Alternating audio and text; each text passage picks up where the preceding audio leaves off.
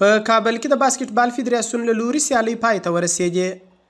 په دغه سیالیو کې 9 لوبډلو ګډون کړی و چې تر 15 ورځې دوام وروسته د سرې میاشتې لوبډلې په اتلولۍ ختمې سوې.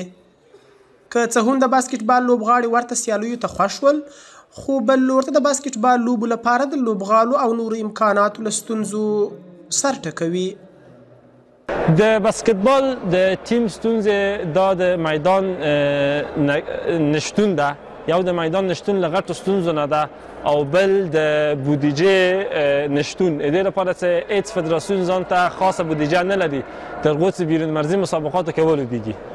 دا لوبې موږ لپاره ډېرې مهمې وې ځکه دا 2 کاله موږ کابل ډېرې بایلودلې وکړې. دا لوبې موږ لپاره ډېرې مهمې وې د تینو خوشبختانه چې وم ګټلې.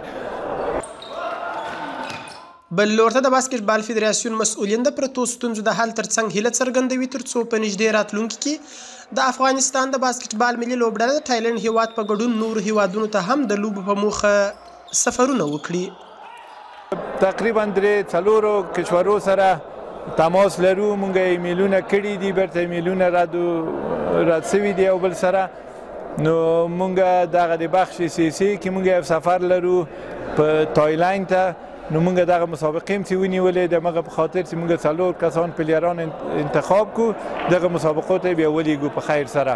نو ان شاء الله که د الله پاک رضا و او حمایت د ریاست تربیت بدنی و نو مونږ به دغه ټیم ولیږو تایلند کشور ته.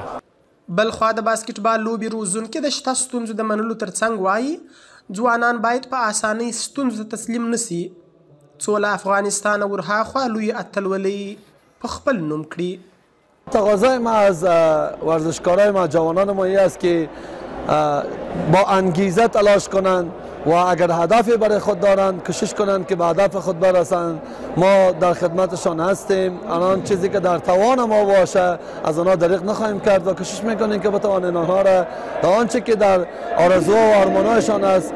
ما هدفهای کلان داریم، هدفهای بیرون مرزی داریم. ما میخواهیم که بسکتبال از داخل افغانستان در بیرون از مرزها گسترش پیدا کنه و بتوانیم که به مقام ها و کپ های بیرون مرزی دست یابیم.